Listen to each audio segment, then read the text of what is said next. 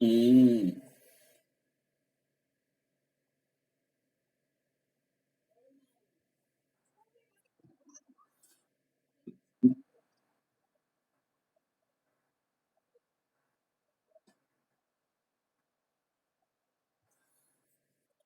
pronto. Agora, vamos lá, meus irmãos. Hoje a nossa aula de hoje concentrará-se, né, nessa questão de como reconhecer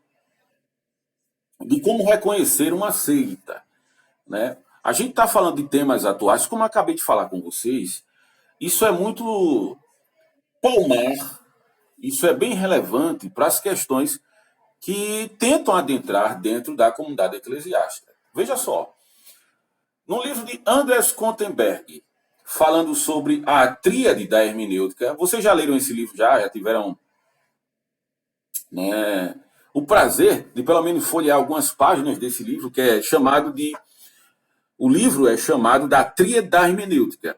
Nesse livro Tríade da Hermenêutica, as questões epicentrais concentrar-se-á que para se ter uma boa hermenêutica, para que exista uma hermenêutica congruente, sem tirando os maus estar que existe naturalmente de uma interpretação bíblica, o que é que se entende? Entende que é necessário passar nesse tripé, que é teologia, literatura e história. Dizem, né? Eu não sei se é Dawson, vai falar sobre isso, que a história da igreja ela serve como um terceiro cânon. Existe o Antigo e o Novo Testamento. E a história da igreja, ela serve como se fosse um terceiro cânon. Eu acho que isso é só uma alusão à sua significação axiomática para a historicidade da igreja. A história da igreja ela traz, querendo ou não, a ideia de como se desenvolve a cristandade e ela traz a ideia da norma interpretativa que aconteceu. E o que é que acontece? A gente vai ver ao longo dessa historicidade da cristandade, nessa interpretação, a gente vai ver com relação a essas questões da seita que nada mais é de uma, digamos que uma remodelagem das coisas outroras já feitas.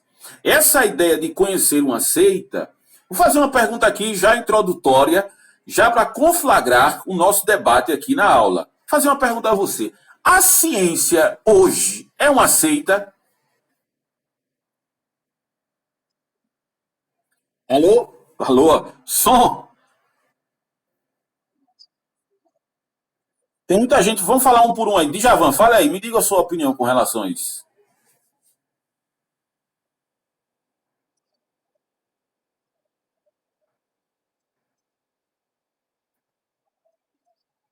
Não, mas não fique. Não, mas está certo. Você... Não, mas veja só. Eu perguntei se a ciência é uma seita. Ah, sim, sim, sim, claro, claro, claro. Claro. Então tá certo. Então vamos lá. Vocês já trabalharam, perdão, heresiologia? Ainda não, foi? Então tá certo. Mas vamos lá. Vocês estudaram hermenêutica, né? Sim, heresiologia.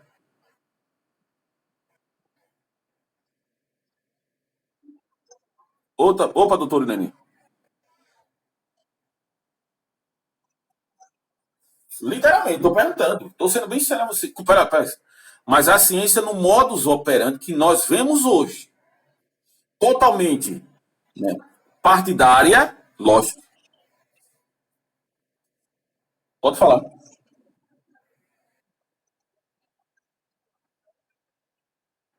Pronto, sim. Esse é o sine qua non. E é o que a gente vai ver aqui também hoje, mas muito bem.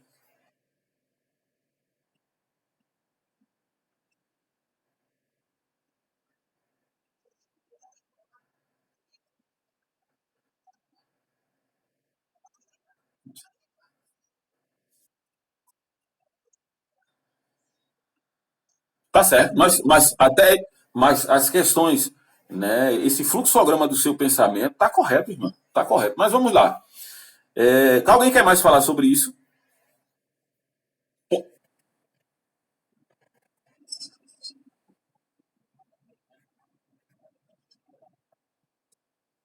Pronto, não foi o que você falou, tá certo. É o que Irene, e o senhor está só colocando um adendo, né?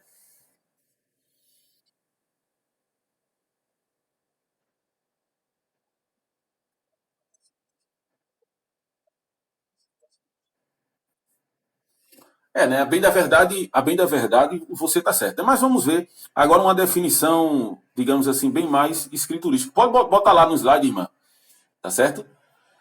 Vamos lá, passa. Pronto.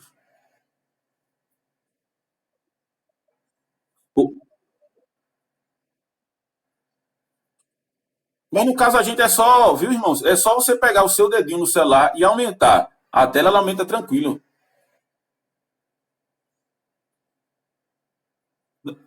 Pronto, deixa aí, irmã Irene. Só você pegar aqui. Aperta aqui, é só apertar, irmã Irene, só apertar aqui, ó, no play, só apertar no play ali.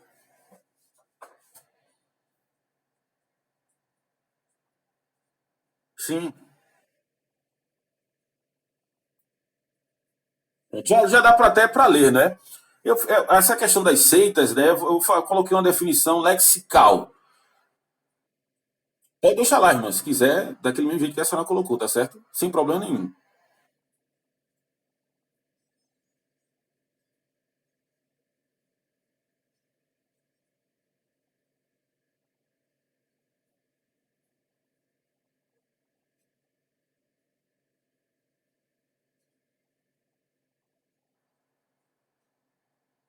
Pronto, tá certo. Sem problema nenhum, fique tranquilo, tá? Aqui, no caso, dá pra gente ver tranquilamente.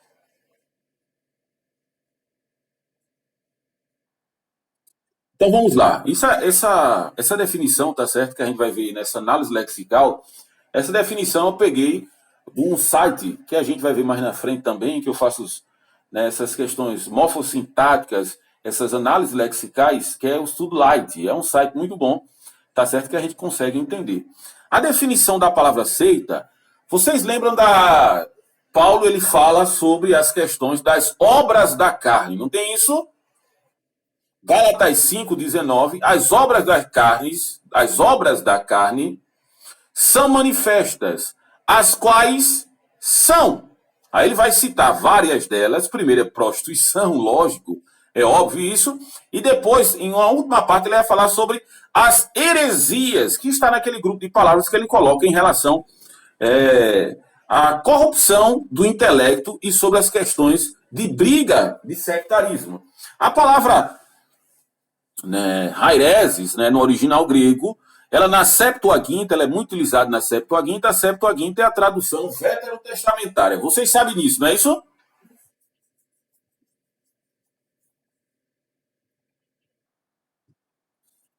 Pode deixar lá, irmã, no caso do slide. Tá certo? Pronto, tá ok. No caso, viu, irmãos? A Septuaginta tá lá, o símbolo dela, né, que é um LXX, né, 70. A ideia lexical do que seja seita é a questão de captura, é tomar uma cidade. Se aplicarmos isso em realidade, aquilo que nós entendemos de acordo com as escrituras sagradas, opa, de acordo com as escrituras sagradas, a ideia de capturar uma cidade é a mesma coisa de capturar o conhecimento para si. É a ideia de que uma pessoa dentro de uma comunidade, ela capture algumas ideias outroras defendidas por ela e crie, né, nessa ambiência o seu próprio pensamento a partir das ideias que ele tinha anteriormente. Eu vou dar alguns exemplos aqui. Vocês já ouviram falar vocês já ouviram falar das seitas? Escute bem, dos grupos sectários do período que nós chamamos de intertestamentário, mas seria mais coerente teológico chamar de teologia do segundo templo. Vocês já ouviram falar?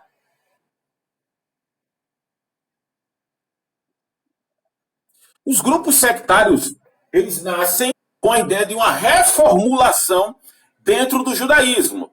Quais são as seitas? Algumas delas aparecem positivadas no Novo Testamento. Saduceus, fariseus, os essênios não aparecem, né? Os zelotes, esses são que aparecem literalmente da Bíblia.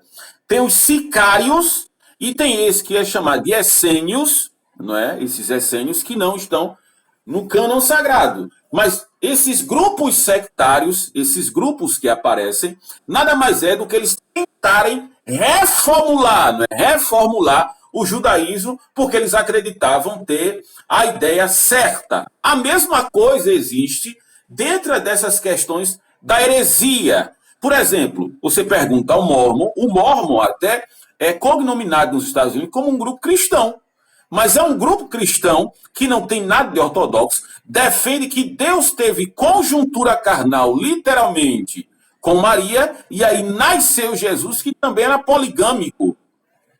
Mas ele é tido como um grupo cristão lá nos Estados Unidos. A mesma ideia é esses heresiarcas que eles tentam fazer, remodelar, principalmente essas questões da cristandade, ao seu bel prazer e ao seu modus operandi, é capturar esse conhecimento para si e criar um novo grupo a partir das ideias outroras defendidas. Aqui no esse MM, que é Manuscritos do Mar Morto, vocês sabem o que, acredito que vocês saibam o que é a ideia de escolha. Aquilo que é escolhido, portanto, uma opinião peculiar, que é chamado de heresia. Em escritores tardios, tanto na Vulgata Latina como o texto manuscrito Mar Morto, é um conjunto de pessoas que professam princípios ou opiniões particulares, uma escola, que vira uma escola, uma seita, um partido ou uma facção. Por exemplo, a igreja no início era chamada de seita dos nazarenos. Está lá em Atos, capítulo de número 5, verso 17. Por quê? Acreditava que os nazarenos, por acreditarem em Jesus de Nazaré, esse grupo era uma parte do judaísmo, até certo ponto que eles eram, o cristão no primeiro século era conhecido como uma seita, um grupo à parte dentro do judaísmo. Só que, a bem da verdade, nós sabemos que não é. Essa ideia de seita, pode passar o slide aí, minha irmã, por favor, por obséquio. Vamos lá. Vamos ver agora uma definição teológica daquilo que é seita. Alguém pode ler essa parte aí? Vocês estão enxergando bem? Se vocês podem enxergar, se vocês estão enxergando, vocês podem ler. Quem tá? Tá, lê aí, irmã Miss Lady. Quando eu mandei para a irmã, acho que eu mandei o slide errado, que eu corrigi essa parte aqui, né, que tá aqui. Essa parte, as antigas heresias, tá certo? Pode ler.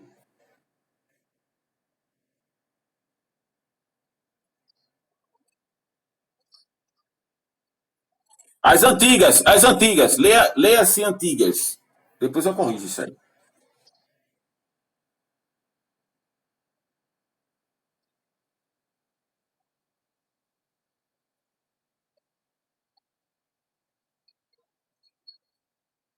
Olha aí, então vamos lá.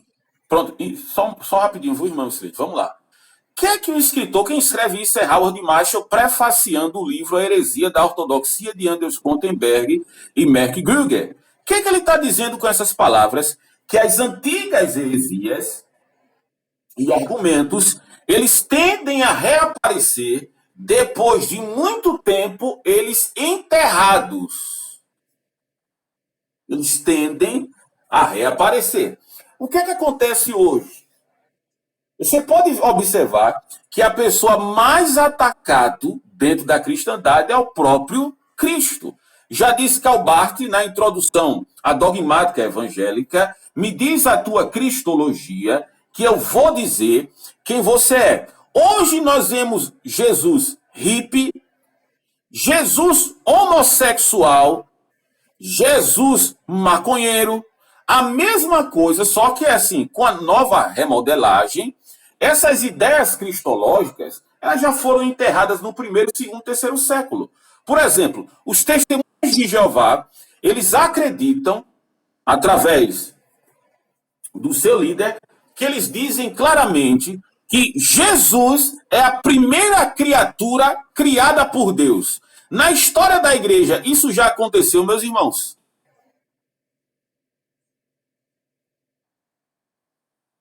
Concílio da onde?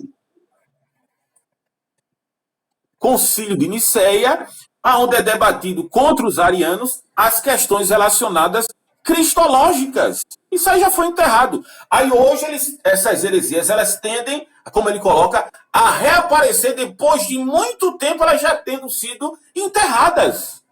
Continue, minha irmã, a partir desse ponto.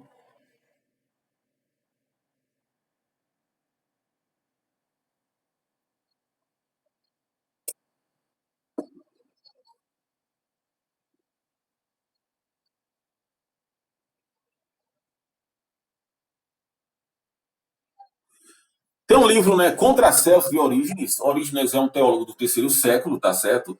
Ele foi condenado por herege pelo seu método de interpretação, que é chamado de um método de interpretação alegórico, que ele morava em Alexandria, da onde anteriormente teve filho de Alexandria e criou uma escola de interpretação bíblica totalmente alegórica. Orígenes não era tão, digamos assim, ascético em relação à cristandade que ele corta o seu próprio órgão genital para manter a sua vida mais casta e mais pura.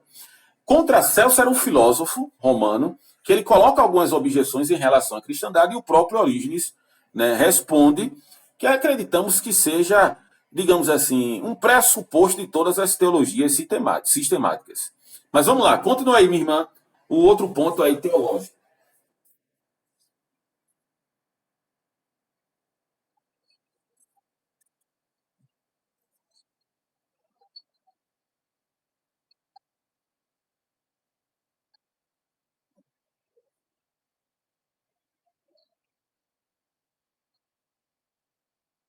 Uhum.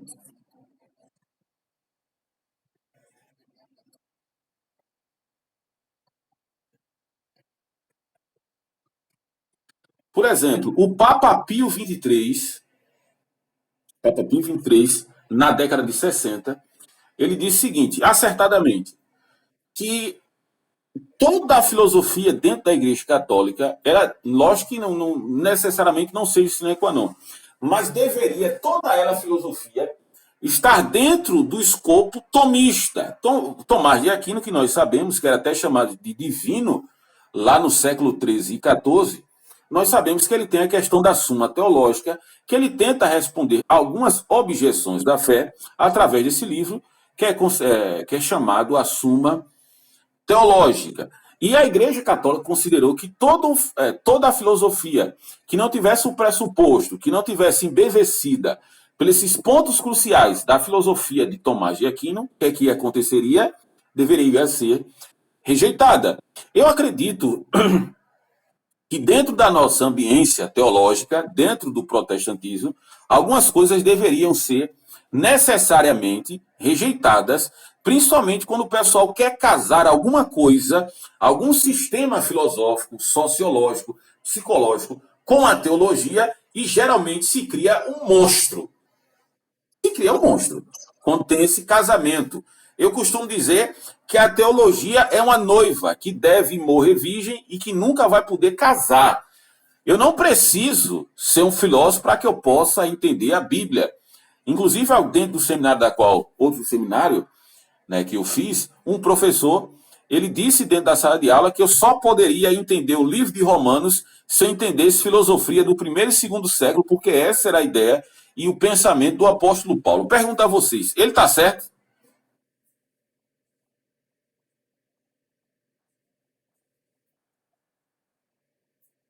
Sim ou não?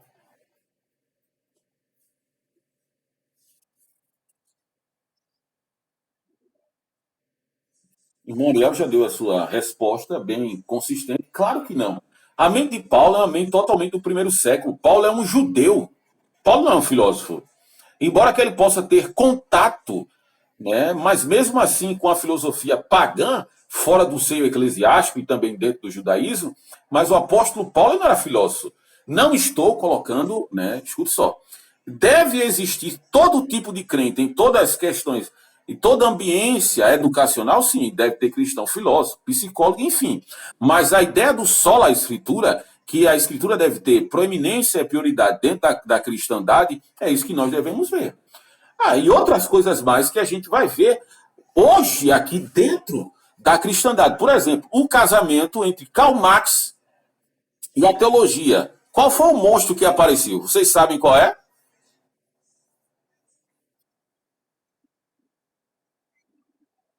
Não, missão integral. Missão integral é um desdobramento da teologia da libertação católica. A teologia da libertação católica, que propriamente dito, ela tem o seu nascedouro aqui na América Latina, é a ideia de que a pessoa, primeiramente, existe a questão do justiçamento social e a igualdade aqui, onde a gente está vivendo. É a ideia de ajudar os pobres, como uma certa feita.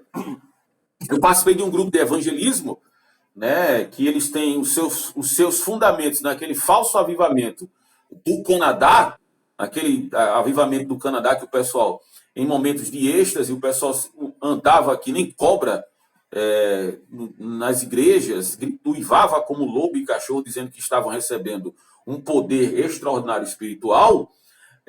Eles diziam o seguinte lá, que não, a gente fala de Jesus depois. Primeiro a gente vai dar comida, vai colocar as pessoas no restaurante e depois a gente vai falar de Jesus.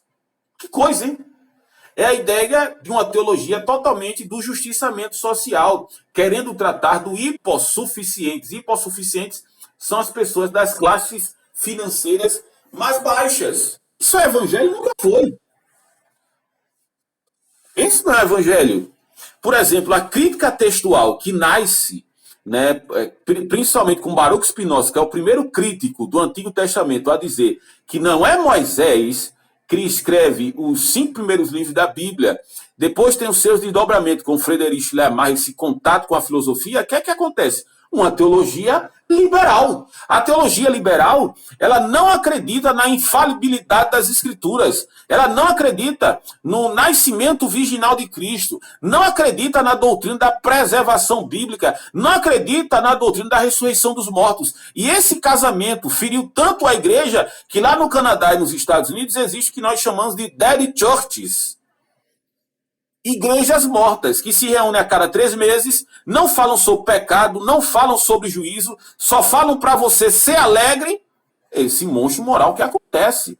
E a interpretação bíblica, ela se torna solta e eu faço aquilo que eu quero com o texto sagrado, que nada mais é do que um livro como O Capital de Karl Marx. Não tem peso com relação a isso.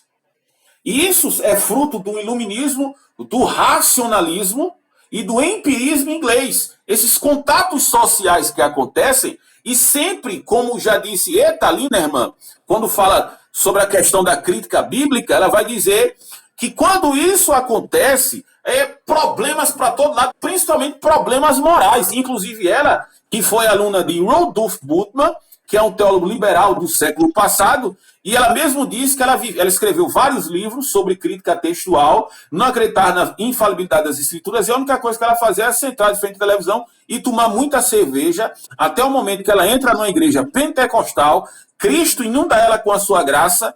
Na introdução desse livro, ela manda jogar todos os outros livros que ela compôs fora, e agora essa mulher é transformada pelo poder de Deus, e ela desconstrói tudo aquilo que a teologia liberal colocou como verdade. A gente tem que ter muito cuidado. Por exemplo, a teologia relacional. Vocês já ouviram falar da teologia relacional?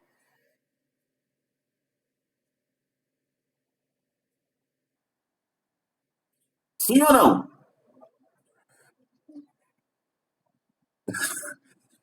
Teologia relacional, quem defende ela é Ed René Kivitz e Ricardo Godin, que eram ortodoxos até dado momento. A teologia relacional é dizer que o tempo é maior do que Deus. Sendo o tempo maior do que Deus, Deus não sabe o que vai acontecer amanhã. Eles minam atributos que a gente chama de atributos incomunicáveis de Deus, que só Deus tem, que é a onisciência, que é o desdobramento, o seu desdobramento é a presciência. Então, como Deus não conhece o amanhã, Deus se dobra ao amanhã e no outro dia Deus pega e atualiza o mundo. É teologia relacional.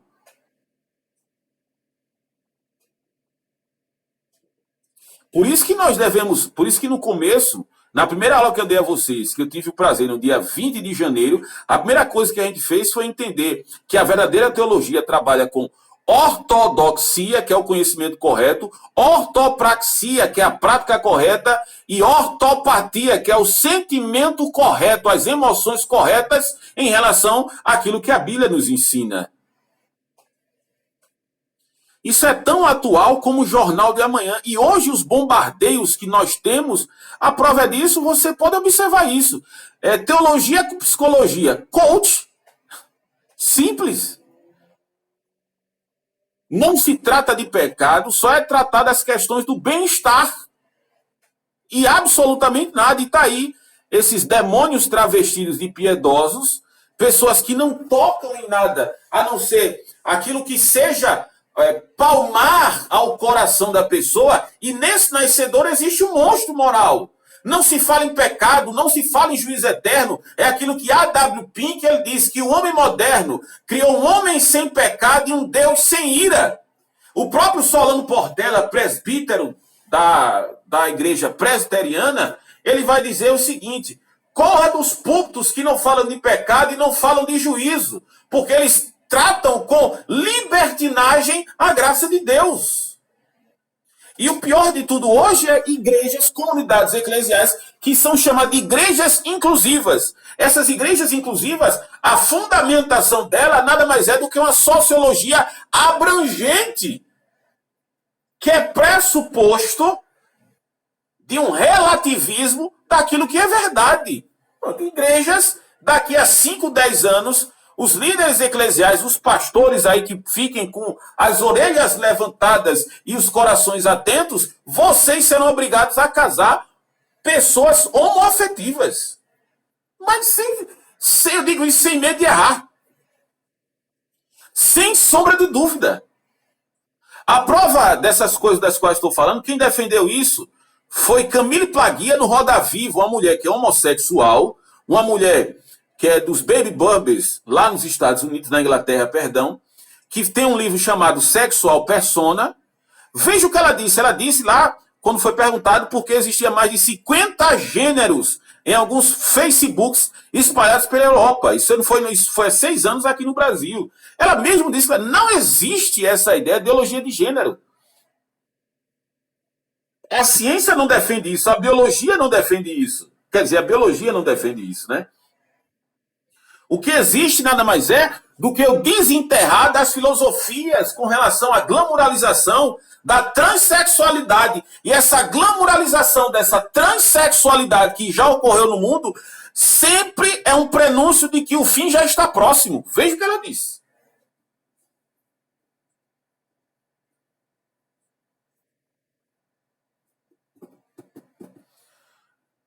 Tem quantos pastores aqui, líderes eclesiológicos aqui nesse grupo? Eu acho que a maioria de vocês exerce a funcionalidade de liderança, não é isso?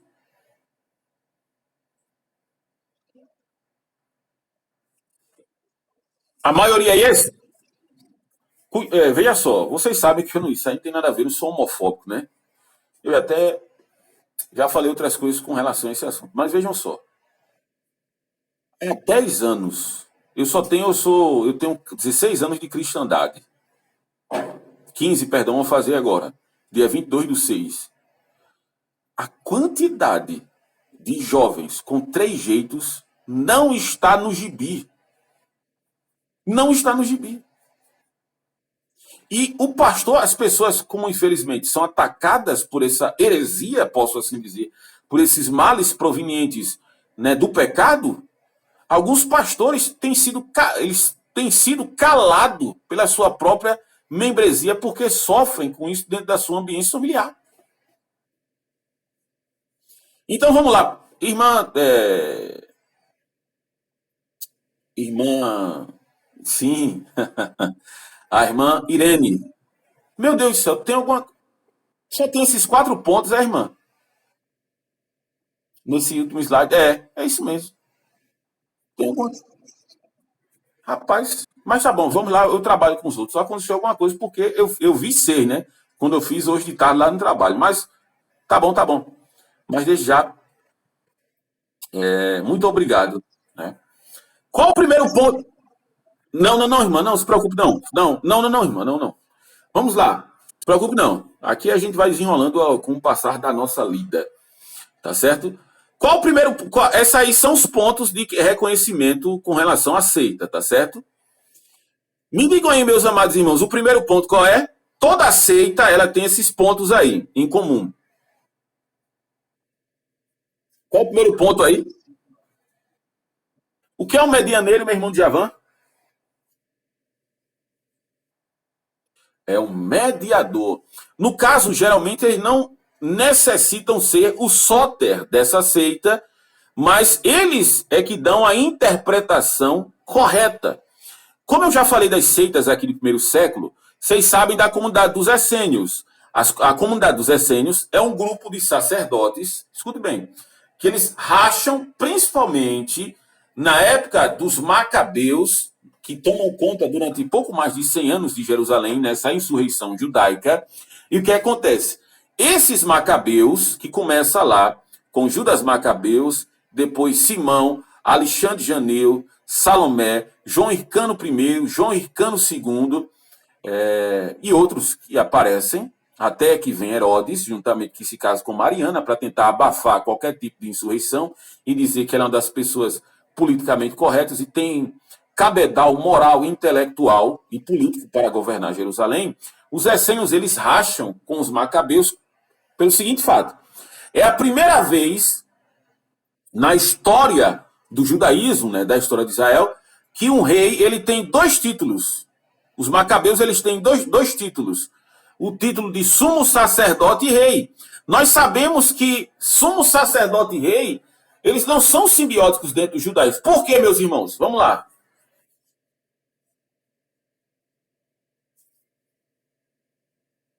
Por quê?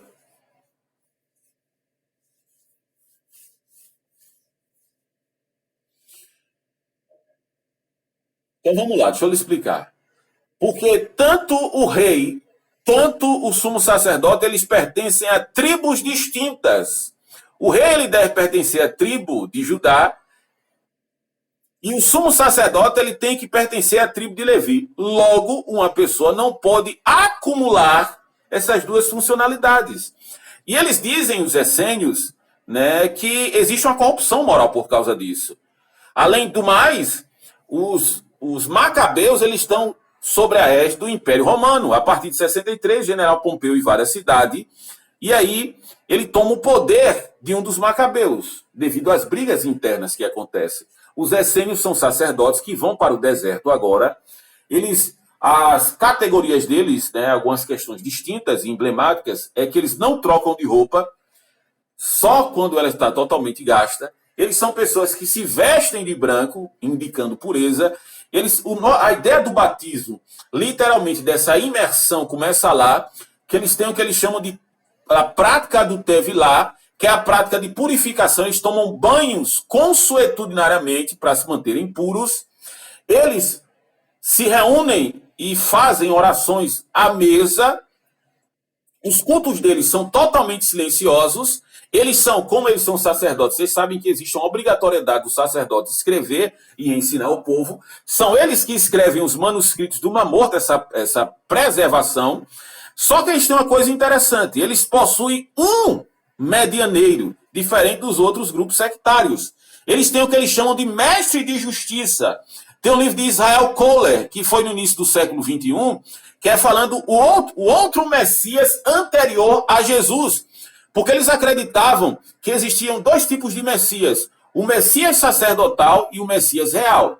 E esse mestre de justiça, ele era um mediador para que pudesse esperar o Messias. E no caso, ele dá a interpretação correta. E contra esse medianeiro, esse sacerdotalismo, que o mestre de justiça, porque nós estamos vivendo naquela época a teologia dos mestres, do rabinato, dos rabinos, do rabi, que são professores. Justiça, que vem do original de Caios, que quer dizer conduta de acordo com a vontade de Deus. Ele dá a interpretação correta. Por exemplo, há uma interpretação, que é chamada de interpretação do Peshat, né, dos essênios, que era o seguinte: o livro de Abacuque diz que viria um povo do norte para destruir Jerusalém. Nós sabemos que Abacuque está falando de quem, meus irmãos?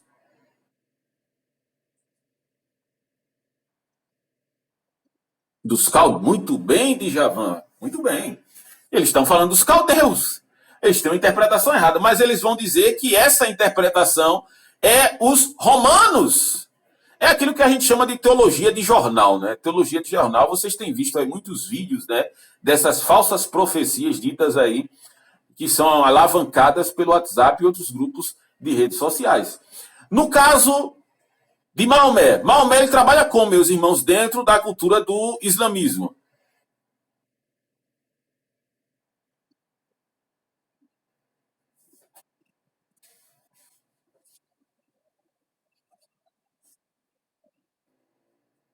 Ele é mais além, né? Ele é o mediador, né? Entre Alá e o seu povo. Ele é o profeta que dá a revelação coerente, né? Ele é esse mediador, esse é medianeiro dentro da Igreja Católica. Cristo não trabalha como sumo sacerdote. Quem é o mediador de todas as coisas é Maria. Por isso que existe o estribilho dentro da comunidade católica, qual é? Tudo por Jesus, mas nada sem Maria. Trabalha como medianeiro. Nas questões dos mormons, Joseph Smith é tido como o profeta dos mormons. O cargo dele, eles vão dizer até que ele é um medianeiro escatológico, porque no dia do juízo, Joseph Smith irá julgar o povo juntamente com Cristo, porque Joseph Smith ele é diretamente descendente de Jesus, né, que Jesus é poligamo, se casou com várias mulheres, reencarnou e apareceu nos Estados Unidos, e ali ele criou a ideia do mormonismo lá nos Estados Unidos.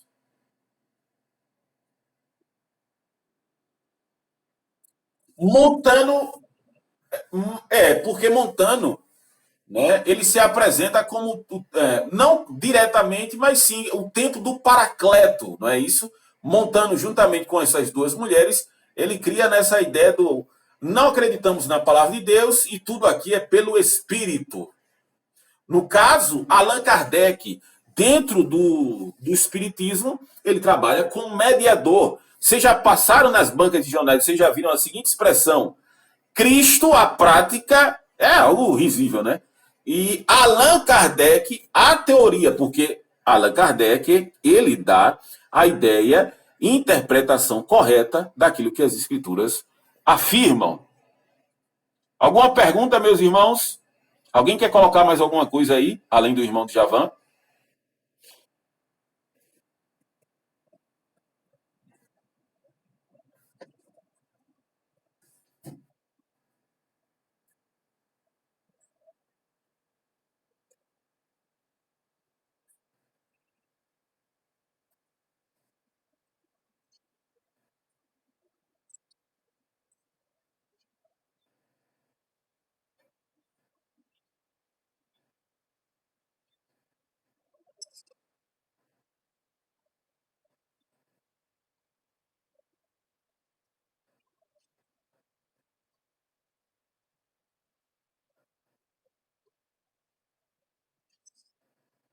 Muito bem colocado.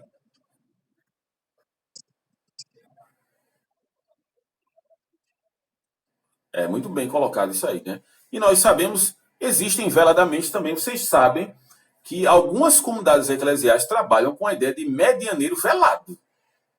O pastor da igreja assume um sacerdotalismo da qual não é existente. Nós sabemos, vocês acreditam no sacerdócio universal, né, irmãos? Líderes, lógico que devem existir dentro da igreja. Mas vocês acreditam no sacerdócio universal, que é uma defesa até reformista, né? Da reforma protestante. Pode falar, Uriel. Quer falar alguma coisa?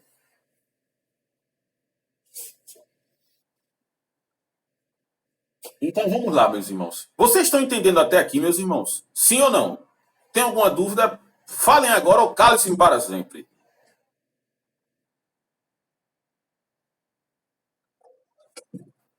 Os demais irmãos, tudo tranquilo, não é isso? Pode deixar lá. Oi, irmã Daniele. Então vamos lá. Eu quero ver na hora da prova, tá certo? Eu quero desse mesmo jeito na hora da prova.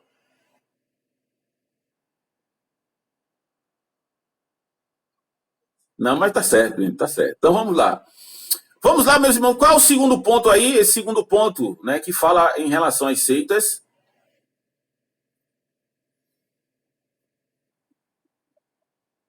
Claro, né, eles diminuem totalmente a pessoa de Cristo.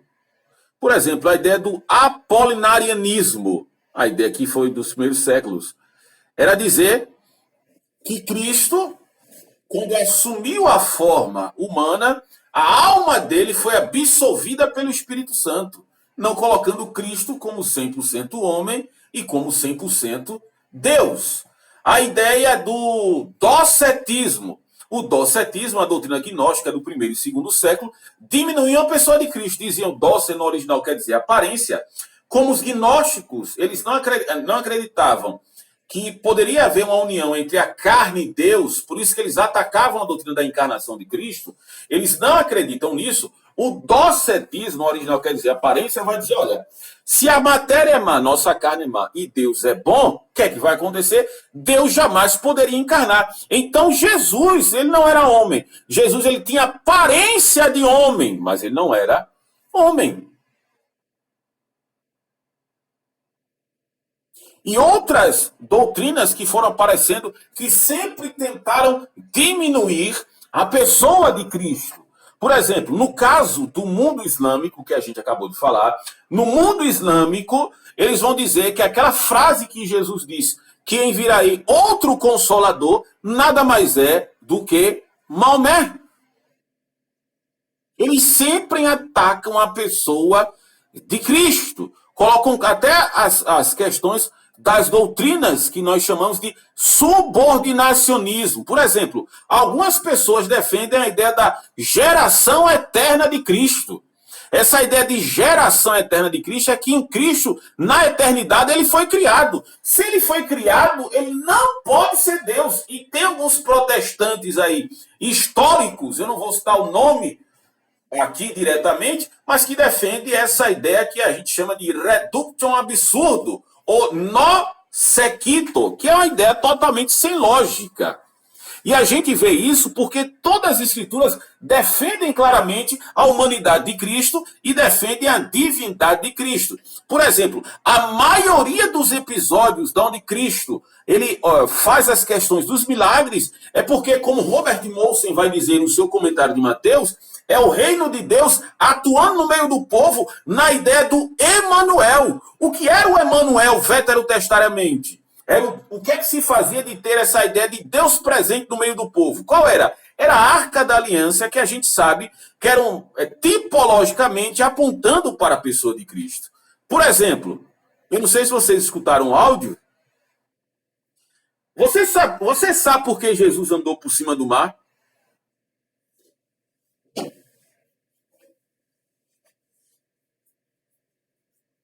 Cadê? Vocês estão em silêncio? É um minuto de silêncio? Não entendi isso aí, não.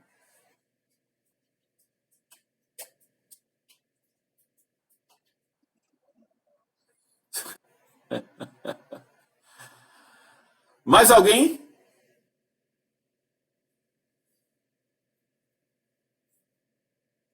Som? Agora o pessoal está orando para o apelo no final, não é isso?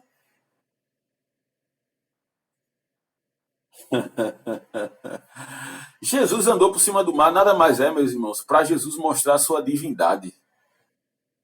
Sabia disso? Vou lhe provar. Todas as vezes. Oi? Som? Bom, você vai escutar agora. Deixa eu lhe explicar. Vamos ver, a audiência está lá em Mateus 14. A audiência original que está recebendo aquele texto, que está compilado em Mateus, o evento, quem está tendo são os pescadores. O que é que se dizia?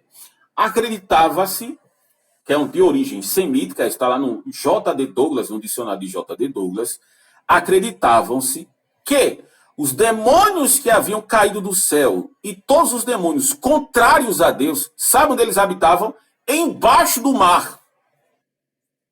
Por isso que na cosmogonia grega, nós entendemos que existe um Deus embaixo do que cuida das águas, que é chamado de Poseidon, que veio reencarnado aqui para o mundo atual, né, com a ideia do Aquaman. Poseidon, que é irmão de Zeus, e juntamente também irmão de Hades, ele habita embaixo do mar. Esses semitas acreditavam nisso, porque também por causa do dilúvio, que matou todo mundo, e para eles, algumas crenças, né, essas lendas, que também os demônios tinham ficado embaixo do mar. E o que é que acontece? Todas as vezes que Deus sempre quis fazer algo novo, Deus geralmente sempre produziu alguma coisa mostrando o seu poderio, atravessando ou fazendo milagres através do mar. Depois da última praga do Egito, meus irmãos, qual o milagre urgencial que acontece para o pessoal começar a sua caminhada até a cidade de Canaã? O que é que acontece? Por que clamas a mim? Diz ao povo Moisés que marche. Eu já vi parede de acrílico, de vidro, de madeira, de papel, mas eu nunca vi parede de água. O pessoal passa o pé enxuto, iniciando a sua caminhada até Canaã. Quando o pessoal passa mais 40 anos para entrar na Terra Prometida, tem o Rio Jordão, né, que no original quer dizer Iardém, aquele que desce com força. Porque o nascedouro do Rio Jordão, ele fica nas colinas de Golã, que ficam a quase 12 mil metros de altura. Que inclusive é uma parte que, lá pela região de Tiro e Sidom, que neva de tão alto, que tem, né, neve por ser tão alto. E o que acontece? O pessoal está chegando no tempo da cega, o Rio Jordão é totalmente intransponível, ele está descendo com muita velocidade. O que é que Deus faz? Para o Rio Jordão, para que o pessoal passe ao pé enxuto. Quando Jonas quis fugir de Deus, lógico que ele não pode fazer isso, mas como ele estava em pecado, todas as vezes que nós estamos em pecado, nós dosimetramos a justiça de Deus, ou até mesmo dos seus atributos incomunicáveis, de forma errônea, não é verdade? Ou não? Senão, Deus, eu estou fazendo isso aqui, mas Deus não está vendo, não. Jonas, ele foge por onde? Ele podia fugir a cavalo em terra firme. Mas Jonas, por não querer pregar o arrependimento da cidade de Nínive, Jonas foge por onde, meus irmãos? Qual o meio de transporte?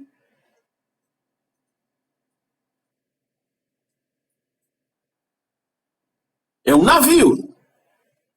Nesse navio que ele pega, para mostrar que Deus está consciente de todas as coisas, Jonas está dormindo na parte mais baixa do navio, lá no porão, acontece um mar revolto, todos começam a clamar ao seu Deus e percebem que tem uma pessoa que não está presente clamando ao seu Deus, que é Jonas. Quando Jonas sai, Deus com a sua graça manifesta seu poder e eles entendem que ele serve ao Deus dos hebreus.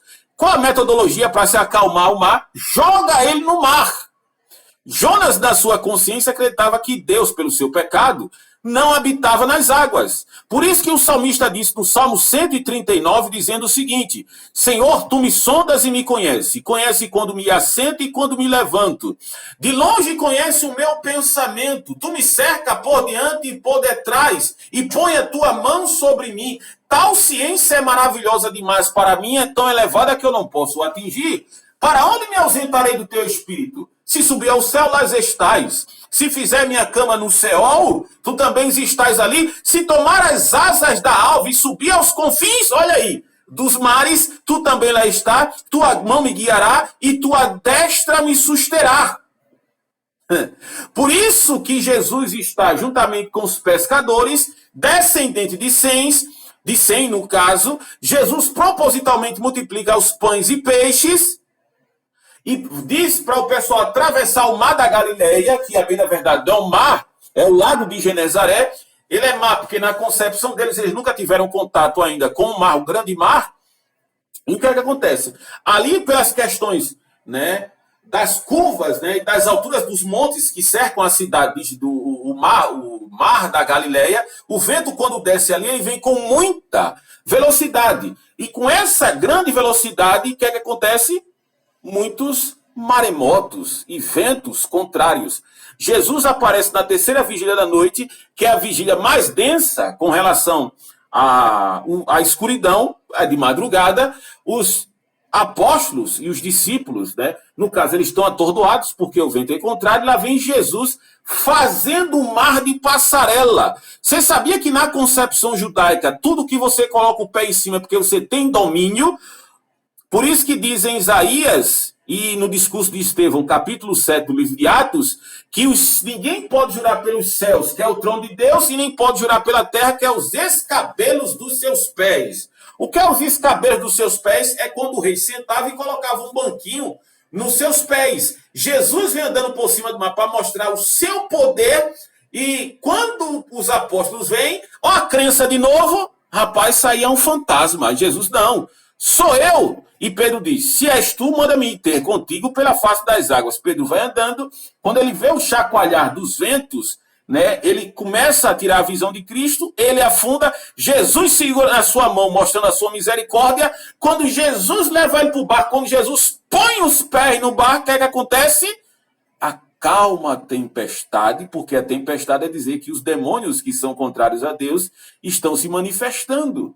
Aí quando Jesus põe os pés, acalma vento e acalma mar, o pessoal fica estarrecido, não conhecia ainda a divindade de Cristo, dizia, quem é este que até o vento e o mar lhe obedecem? Não é à toa que em Apocalipse 13 vai dizer que a besta, ela emerge da onde, meus irmãos? Me explicam aí. Apocalipse 13. A besta, ela emerge do mar. Apocalipse 21, quando João tem a visão da Nova Jerusalém, eis que viu os céus, novos céus e nova terra, mas o mar já não existe. Por isso que Jesus vem andando por cima do mar para mostrar a sua divindade e o seu poder. Por isso que toda heresia ela se baseia em diminuir a pessoa de Cristo. Os testemunhas de Jeová, eles fazem nada mais, nada menos que os arianos faziam lá no primeiro, segundo e terceiro século. Hoje nós vemos até, por exemplo, a ciência diminui a pessoa de Cristo, dizendo que Cristo foi um homem comum. Os liberais dizem a mesma coisa, como Jean-Dominique Crossan, que vai dizer que Jesus é um homem comum. Até Rudolf Bultmann, no livro de Jesus, vai dizer que Jesus era um pregador judeu escatológico. Não, meus irmãos, Jesus é Deus. Lá em 1 Timóteo, capítulo 2, e verso 5, só existe um mediador entre Deus e os homens, Jesus Cristo, o homem. Filipenses 2,5, que haja em vós o mesmo sentimento que houve em Cristo Jesus, o nosso Senhor, que sendo Deus não julgou por usurpação ser igual a Deus, antes aniquilou-se a si mesmo, tomando forma de servo, e como servo foi achado dentre os homens, e como homem foi obediente até a sua morte e morte de cruz. Por isso que Deus o exaltou soberanamente, que lhe deu o nome que está acima de todo nome, para que ao nome de Jesus se dobrem todos os joelhos nos céus, na terra e embaixo da terra, e toda língua confesse que Jesus Cristo é Senhor, para a honra e glória de Deus Pai. Colossenses 1,13, ele nos transportou do império das trevas para o reino do Filho do seu amor, a saber o perdão, a remissão dos nossos pecados pelo seu sangue. Ele é a imagem do Deus invisível, o primogênito da criação. Por ele foram criadas todas as coisas visíveis, nos céus, na terra. A autoridade, os principados e as potestades foram criadas por ele. Ele é antes de todas as coisas, e todas as coisas subsistem por meio dele. Colossenses 2,14, tendo cancelado o escrito de dívida que era contra nós, removeu inteiramente, encravando na cruz e despojando os principados e potestades, publicamente os expôs ao desprezo, triunfando deles na cruz. Qualquer pessoa, por mais plausível a sua argumentação, por mais proba e ornamentada a sua voz e o seu vernáculo, diminuiu a pessoa de Cristo. Qualquer grupo social, ele deve ser tido como heresia. Cristo é 100% homem e 100% Deus. Eles diminuem a pessoa de Cristo. Eles diminuem a pessoa de Cristo. Eles fazem Cristo como objeto, não como Senhor. Tem até um livro, né, que a irmã Zeronita, né, a irmã, que ela tem, né, aí, Jesus Cristo como Senhor na perspectiva paulina. Não queiram outra coisa. Por isso, meus irmãos, todo, já disse Martim Lutero, todo ensinamento deve estar enquadrado nas Escrituras, mesmo que faça chover milagre todos os dias. Se não tiver nas Escrituras, eles devem ser rejeitados. Não tem, olha, irmãos. Mexeu com Cristo, já disse Calvino, né? É impossível um cão ver o seu dono sendo molestado sem reagir. Nós não devemos ficar calados quando a pessoa de Cristo for atacada. Mas não pode mesmo, não, meu irmão. Aceita, chuta aquele laço. Alguém quer falar alguma coisa, meus irmãos? Entenderam aí porque Jesus vem andando por cima do mar? Entenderam que as seitas diminuem a pessoa de Cristo? Alguém quer falar alguma coisa? Tá tudo certo aí, meus irmãos? Leia aí o terceiro ponto aí, meus irmãos.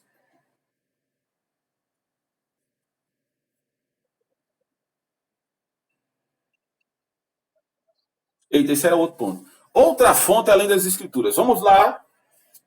Se tem alguma seita aí que vocês conhecem, que eles têm outras fontes, além da pessoa bendita, além das escrituras sagradas. Qual livro? Só tem esse, tem outros livros também, não é isso?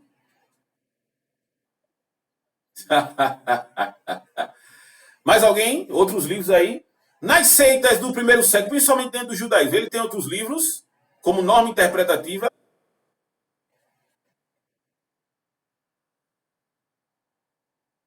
Memorial.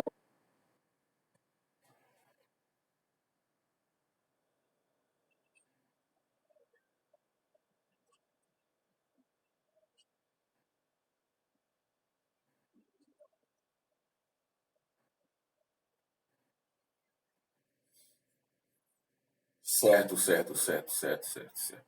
Lá no primeiro e segundo. Opa, tem uma pessoa falando aí. A irmã Idelbrando.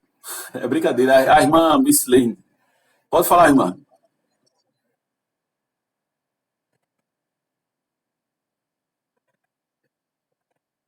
Não, não, a igreja presbiteriana é como seita. Não, embora que a gente discorde, né, desse estupro soteriológico aí que acontece, mas a igreja presbiteriana não. A gente pode ter divergências, né? Mas no caso não. Porque depois eu vou explicar por quê. O irmão Ismário, eu acho que ele queria falar também. Não? Sentinela. Tem outros também. Mormonismo. O livro dos Mormons, que né, inclusive foi dado pelo anjo Moroni, né, em tábuas de ouro a Joseph Smith, né? Joia preciosa, né? Que são compêndios da igreja. Veja só, vou fazer também uma pergunta.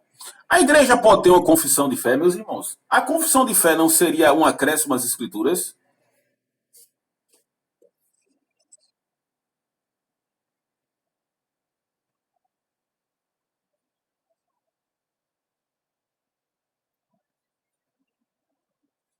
Alguém acredita que nós deveríamos saber o credo apostólico e assim crer de forma como uma forma de confissão de fé resumida?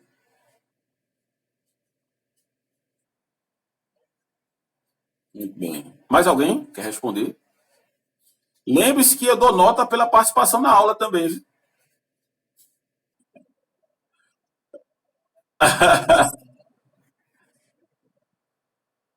Sim, né? O credo apostólico ele não é chancelado pela Igreja Católica, não. Já disse Chalfes, né?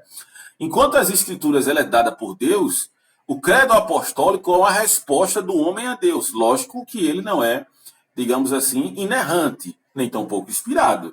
Mas você pode ver que os 12 pontos ali abordados resumem a nossa fé cristã tranquilamente. Creio em Deus Pai Todo-Poderoso.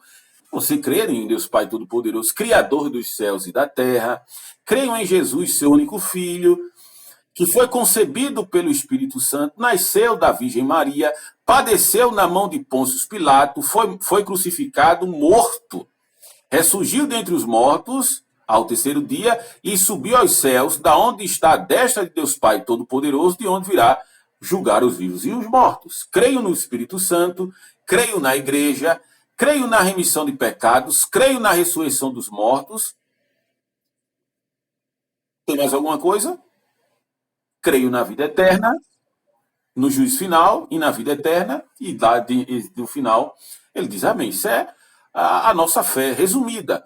Grant Osborne, no livro Espiral Hermenêutica, eu gosto muito dele porque ele é muito, digamos assim, biblicista, e é o que nós precisamos, irmãos, a priori. Se você não sabe 20 versículos bíblicos, você deve saber, no mínimo aí, uns 20 a 30 versículos bíblicos decorados nessa sua cachola que tem um cérebro de 1,8 kg. Algumas pessoas têm mais e outras têm menos. Mas, o que é que acontece? Ele vai dizer, Grant Osborne, que se a Bíblia e a sua confissão de fé existe um mal-estar interpretativo, fique com a Bíblia e não com sua confissão de fé. Existem várias confissões de fé, além das quais eu já falei aqui. Né? É confissão de fé helvética, a confissão de fé, né, de Westminster, né, e outras coisas também de suma importância. Não são adendos das Escrituras, nem são apêndices. São confissões de fé que tenta resumir a sua fé para que se torne mais palatável, visto que a Bíblia ela possui 66 livros, são 14 séculos para que ela possa ser completa. Tem mais de 40 autores diferentes, embora que a Bíblia, por si só, ela tenha a visão epicentral de mostrar Cristo. Mas as outras seitas, elas não fazem isso. As seitas, ela tem, além das escrituras, ela tem a sua base como norma interpretativa. Eu falei nos primeiros e segundos, por exemplo, os do primeiro e segundo século, os essênios, eles tinham o manual de disciplina, o Código de Damasco. Não é isso? No próprio judaísmo, né, que é onde nasce o Midrash. Você já ouviu falar, né? O Mishnah, no caso o Mishnah, depois o Mishnah, que são vários sedarins, não é, que eles tentam colocar, defender a fé deles, inclusive lá no Pirkei Avot. Deixa eu lhe explicar. Deixa eu lhe explicar para você não se perder muito, né? Mas vamos lá. O Midrash, eu quero falar Midrash. O Mishnah é como se fosse uma teologia sistemática falando de vários assuntos. Desse assunto eles falam das festas, dos dízimos, de mulheres. E dentro desse escopo, né, eles têm uma coisa chamada de Pirkei Avot. Esse Pirkei Avot significa a doutrina dos pais. Por isso que Jesus, no primeiro século, sempre fala isso, né, quando vai entrar em contraste com a tradição e as escrituras. Vossos pais, né, comeram maná no deserto e morreram. No caso, a tradição tem mais peso do que o que está escrito na Bíblia. E o Midrash, esse Mishnah, perdão, ele tem um comentário que é o Guemará. E esse Guemará, juntamente com o Mishnah, esses comentários da Bíblia hebraica, eles viram Talmud. Talmud é o livro que está acima das escrituras para todo judeu, que é a interpretação ao longo da historicidade do judaísmo. Por isso que o povo judeu ficou conhecido como o povo do livro. De ter esses livros, né, no seu, como fonte, né, inerrante, para a interpretação daquilo que tem nas escrituras. Lá no Pirkei Avot, ele vai dizer o seguinte, que Deus deu os 10 mandamentos a Moisés e a tradição oral. A tradição oral passou para Josué, de Josué para os anciões, e dos anciões aos profetas, dos profetas para a grande assembleia. A grande assembleia é quando existem as 120 pessoas sentadas no Sinédrio, na época de Esdras que nasce isso, e depois ele vai dizer que essa tradição ela serve para colocar uma cerca na Torá. Você coloca uma cerca na sua casa, ela serve para quê, meus irmãos? Me explica aí.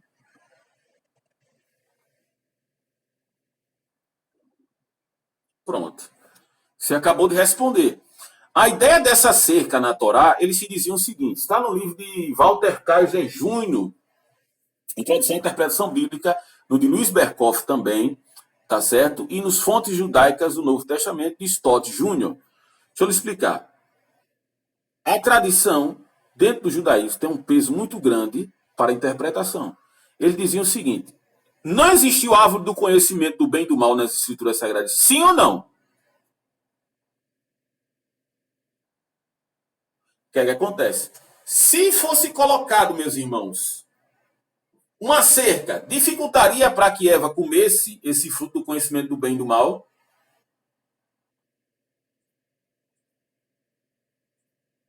Sim ou não?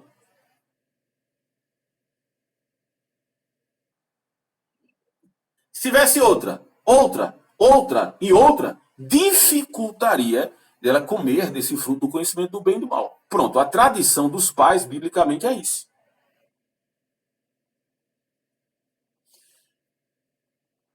Marcos, capítulo 7. Tradição, Corban, tudo consagrado a Deus. E Jesus diz: pela vossa tradição, vocês anulam o mandamento de Deus. O Corban era o voto que você dizia que tudo era consagrado a Deus. Você chegava para os fariseus e dizia: eu quero consagrar toda a minha riqueza a Deus, sendo jovem. O que é que acontecia? Os pais dessa pessoa ficavam velhos. Eles não têm assistência previdenciária nessa época. Quem deveria ajudar eram os filhos. E o que é que acontecia? Eles não poderiam ajudar quem fazia esse voto, porque tudo que eles tinham era consagrado a Deus. Aí Jesus disse: não, a vossa tradição anula os mandamentos de Deus. Ouviste o que Moisés disse? Honrai o teu pai e a tua mãe. Jesus corta o texto e diz assim: todo aquele que imprecar, isso é chamado de causar shazal em hebraico, é a ideia de unir dois textos e fazer um. Ouviste o que foi dito? Todo aquele que imprecar contra o seu pai e a sua mãe é réu de morte. Você sabe o que é imprecar, né? Imprecar é amaldiçoar.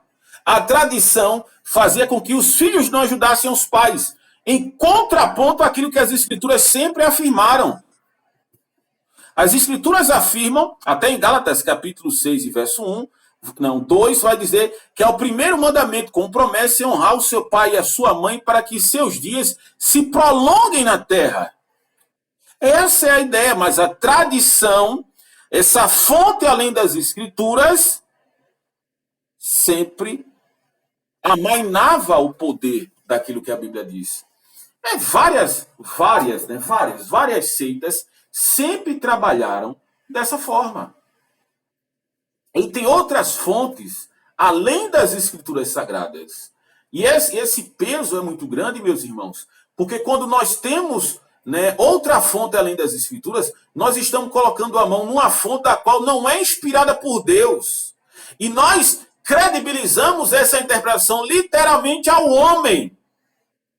E o homem diz a Bíblia, Salmo 51, verso 5, em pecado eu fui gerado, em iniquidade minha mãe me concebeu.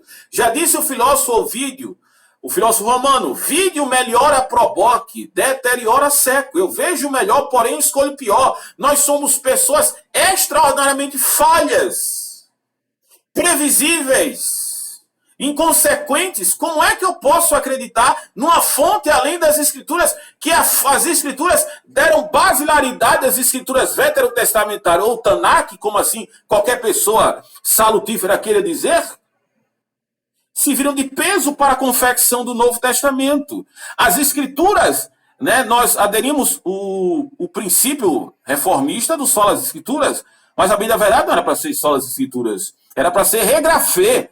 Solas escrituras é porque está no contexto da onde o latim ele tem liberdade em várias ambiências, principalmente eclesiológica, mas o nome era para ser regrafê. Está escrito. Todas as vezes que o apóstolo Paulo ele vai levantar um assunto, principalmente na carta aos Romanos, porque a sua audiência original tem muito judeu e pessoas não convertidas, pessoas convertidas, pessoas gentílicas convertidas, por isso que Paulo utiliza o regrafê.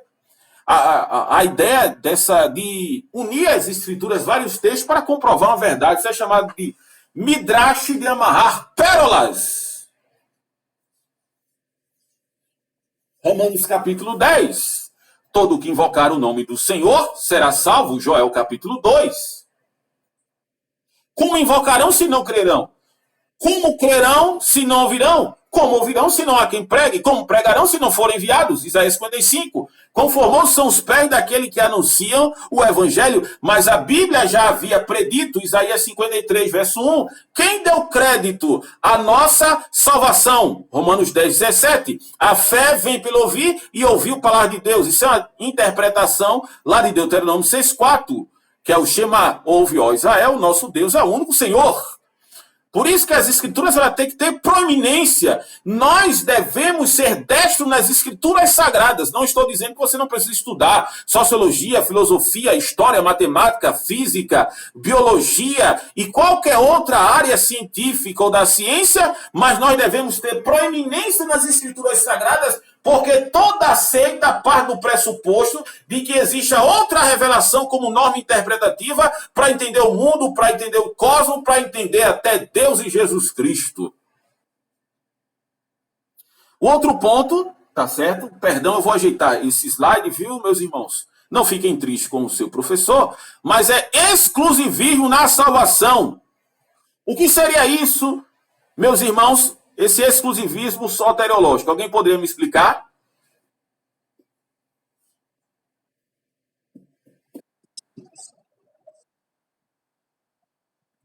Só existe.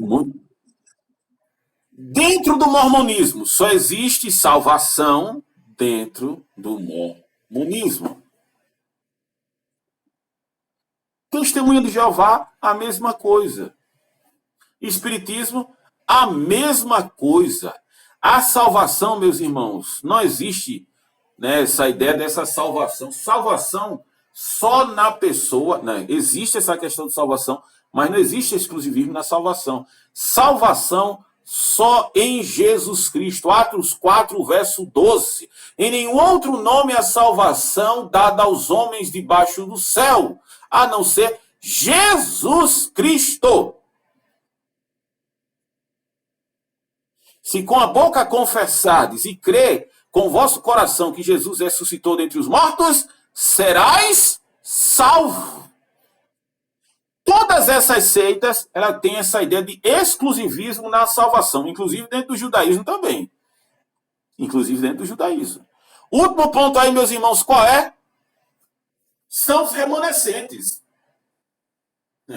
Os remanescentes quer dizer aqueles que são fiéis, que guardaram a tradição, que é um grupo agora levantado no último momento. A mesma coisa acredita está dentro desse escopo que nós falamos aqui. Todos esses grupos, eles dizem que são os remanescentes fiéis. Muito bem, Tiavan.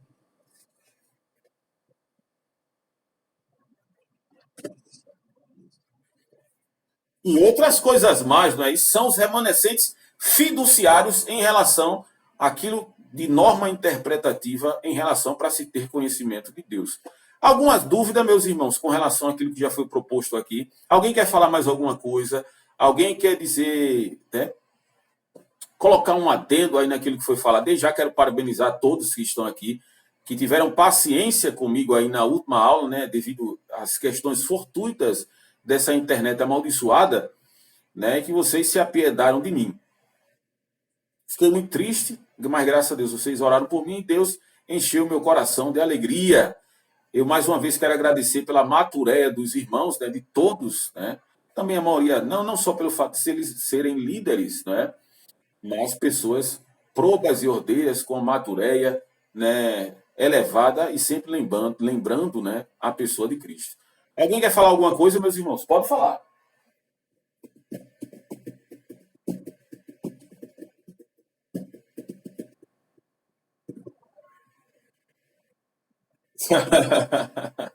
Djavan quer falar alguma coisa?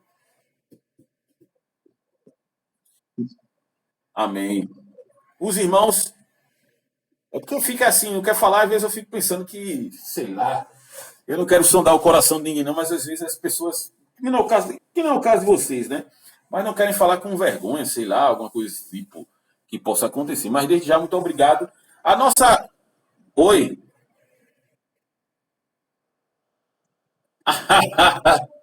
Aluno é assim mesmo, né? Tá certo, né? Mas vamos lá. Alguém quer falar alguma coisa? Se não, a nossa irmã aí que está à frente, a nossa, digamos assim, coordenadora pedagógica, a irmã Júlia, quer falar alguma coisa?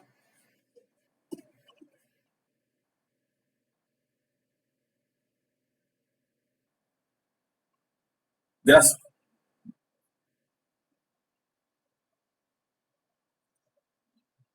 Tá certo. Já que vocês estão assim em silêncio que aprenderam muito, vocês sabem que eu vou passar um trabalho para vocês valendo nota, né? Mas vai ficar sabendo agora. Eu vou passar um artigo científico de 14 páginas para vocês fazerem, tá certo?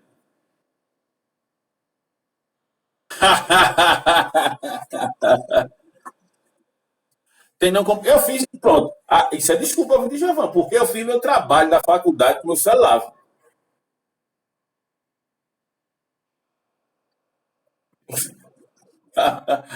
Tá certo, mas brincadeiras à parte, eu vou passar um exercício, irmãos. Sexta-feira eu mando para vocês com acho que 6 perguntas. Cada uma valendo 2 pontos, tá certo? Vamos dar 6 perguntas cada. Aí no caso é para ajudar aí, tá certo? No caso, errou uma questão, né? Tirou 10. Acertou todas, tirou 10. Acertou 3, tem 6. Se faltou muito, eu diminuo um ponto e deixo na recuperação. E só isso mesmo. 6 perguntinhas aí para os irmãos. Agora sim, eu tô devendo uma aula, irmãos. E eu quero dar essa aula em nome de Jesus, tá certo? Não por questão financeira, não por nada, mas eu queria dar essa aula. Eu queria passar mais daqui final do ano juntamente com os irmãos. Eu acredito que os irmãos, se os irmãos me tolerassem, eu ficaria até o final do ano só com essa matéria aí com os irmãos, tá certo? Mas, mas como tem, né, essa questão do tempo das cadeiras e vocês, nós estão terminando o curso, a gente não quer isso, tá certo? Mas, contudo, todavia, né? Mais uma vez quero agradecer a todos e se prepare, eu vou mandar aí um exercício aí consolidatório para que os irmãos possam participar, né? Como eu disse, vocês sabem da história dos judeus para identificar a misericórdia e a ira de Deus, o que é que eles dizem? Eles dizem o seguinte, que o anjo da ira de Deus ele tem uma asa e o anjo da misericórdia tem duas. Por isso que a misericórdia chega primeiro do que a ira. No meu caso, eu vou inverter, tá certo, irmãos? Nessa questão da prova, desse trabalho.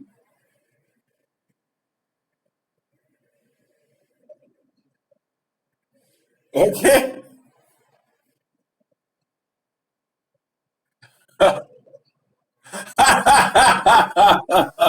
Brincadeiras à parte. Vamos orar, meus irmãos, agradecendo a Deus por esse momento. Oi.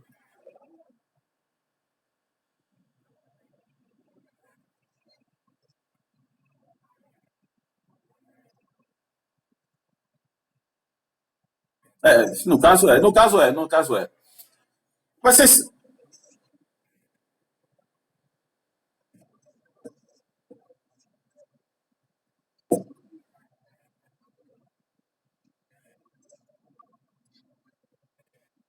E a próxima aula, que é dia 31, né? No caso.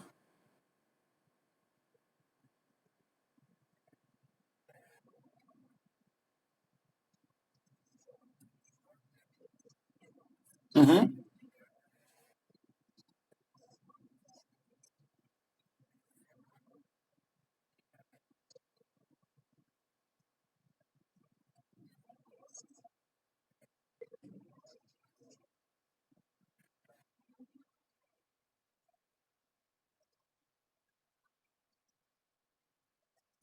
Porque, assim, viu, irmã Josi? O que passaram para mim lá, eu até mandei para a senhora, não foi?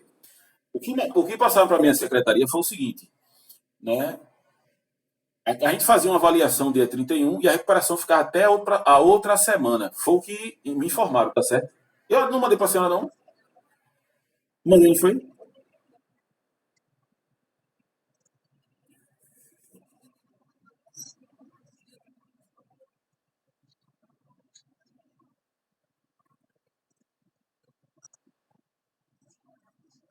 Não, mas tá certo.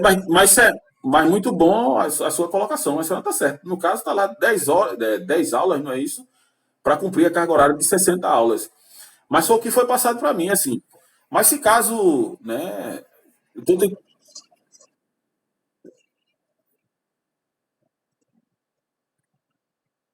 É, é, pronto, só reunir com relação alguns assuntos, porque assim, o assunto foi muito, foram muitos assuntos, eu tentei, né, dosimetrar tudo coerentemente ali dentro daquilo da ementa, tá certo? E eu acredito que eu fiz 90% da ementa.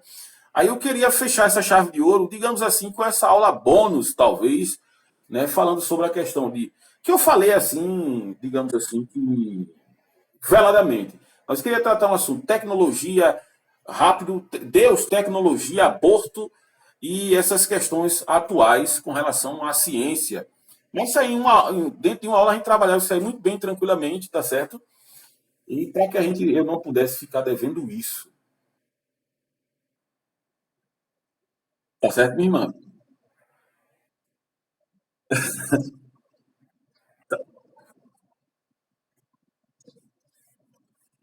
Uhum.